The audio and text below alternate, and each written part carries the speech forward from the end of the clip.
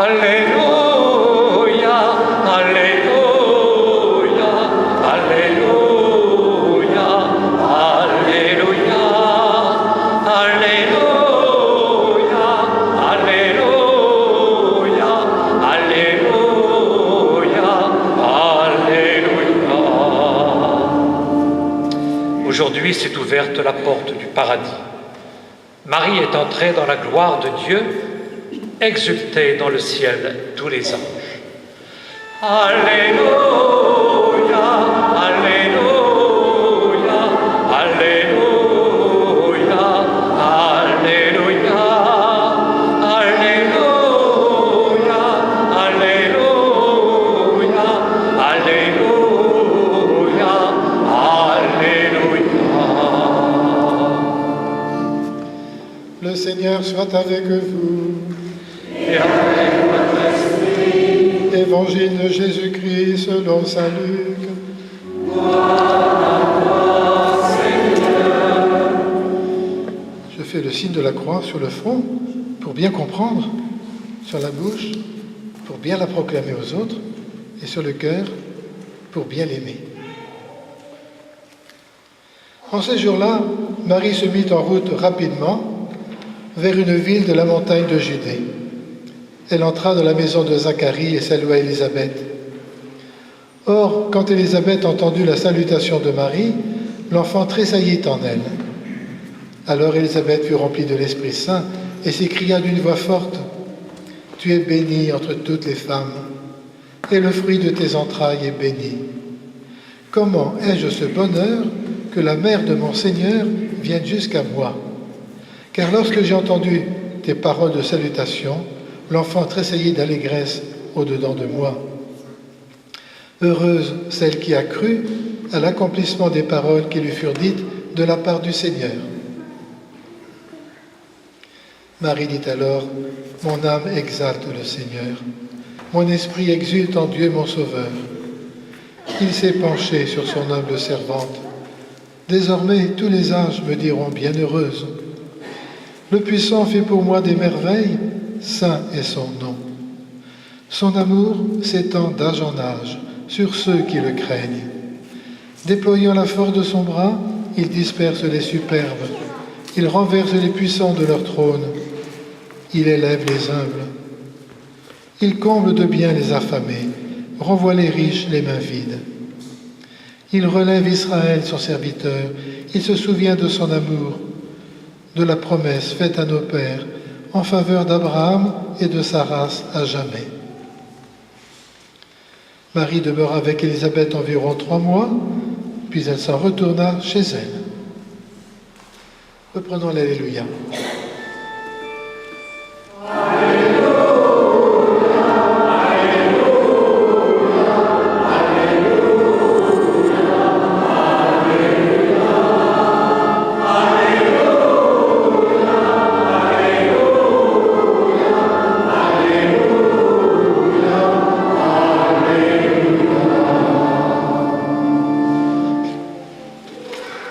S'asseoir.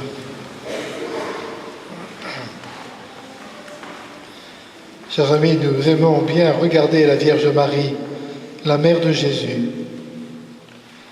Nous la voyons comme la fleur de l'humanité. Marie vient de la terre, ou plus exactement de l'amour de ses parents. Marie a été toute fragile, toute petite quand elle était bébé. Et puis elle a grandi en jeune Palestine, jeune juive de Palestine. Elle a appris à être fidèle à la promesse de Dieu, l'alliance, le salut qui devait arriver. Ça, c'est la merveille de l'éducation. 2000 ans après, nous aimons regarder la Vierge Marie comme l'image de l'Église. Marie, comme on va le chanter tout à l'heure, on l'a déjà chanté dans le premier chant, l'aurore du salut, l'aurore de l'Église qui arrive au ciel.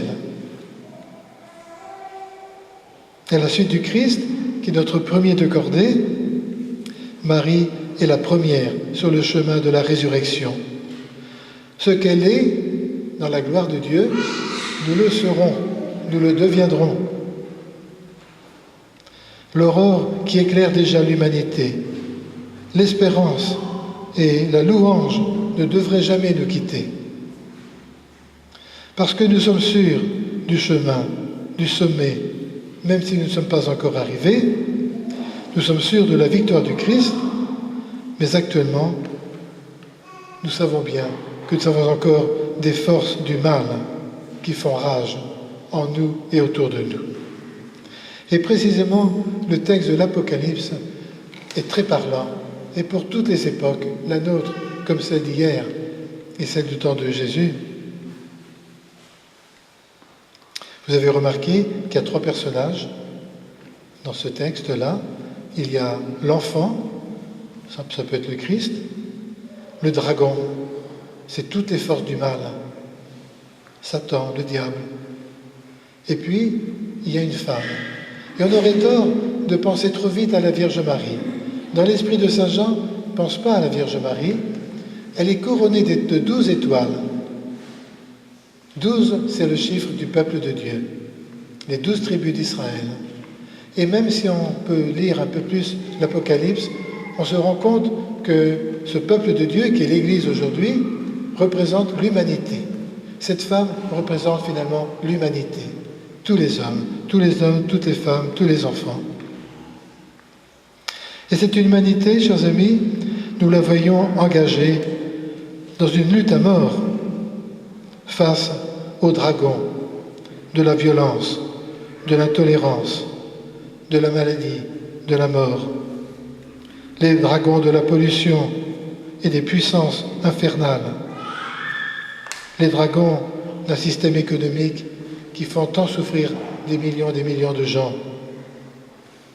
Les dragons devant lesquels la femme, l'humanité, semble toute petite, toute menue, quasiment vaincue. Eh bien non, elle n'est pas vaincue.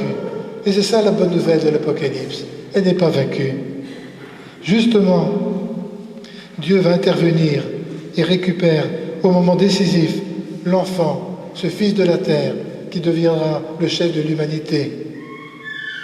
Et il n'abandonne pas pour autant la femme, il la conduit au désert et il va la nourrir, il va s'en occuper, cette humanité.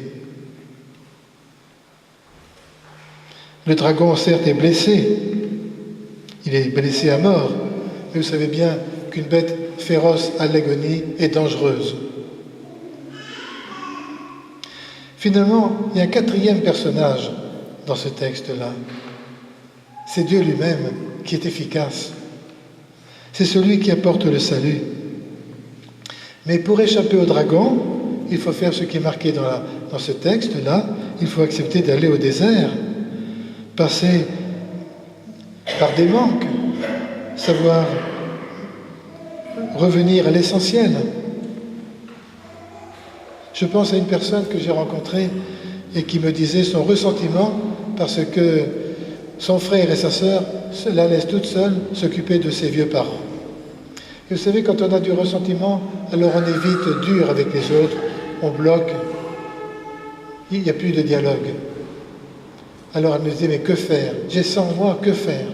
Je dis, c'est un dragon, voilà. Comment s'en libérer? En suivant le Christ, le chemin du Christ, qui a aimé jusqu'au bout. Sans se laisser dominer. Et puis, eh bien, puisque ça ne vous est pas facile, puisque c'est au-dessus de vos forces, demandez au Seigneur de vous nourrir, d'être avec vous, pour arriver à dominer cela. C'est ça, ce que saint Paul nous dit dans ce beau texte qu'on a entendu tout à l'heure. C'est lui qui combat pour nous. Allons-nous le laisser combattre tout seul ou nous associer à lui?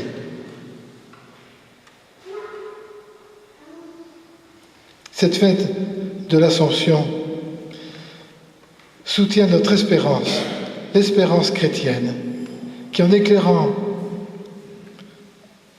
notre regard, en éclairant notre chemin, en éclairant l'horizon, nous montre l'urgence de nous engager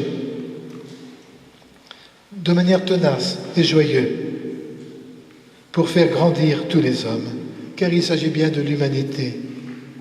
Puisque tous les hommes, toutes les femmes, tous les enfants sont appelés à devenir fils et filles de Dieu. Ils ne sont pas appelés à la mort, ils sont appelés à la vie de Dieu. Eh bien, il est urgent que chacun, là où nous sommes, quand il y aura la rentrée, je pense à vous les jeunes, en classe aussi, mais là aujourd'hui, avec ceux avec qui vous jouez, ceux que nous rencontrons, leur annoncer la bonne nouvelle qui les concerne, mais pas en leur faisant du catéchisme, pas en leur déversant des vérités toutes faites, en les rencontrant, en dialoguant avec eux, en remarquant ce qu'il y a de beau, de merveilleux chez eux aussi, comme tout éducateur finalement, en faisant du chemin avec eux, leur annoncer cette espérance de la vie. Ce que Marie est devenue, nous le deviendrons.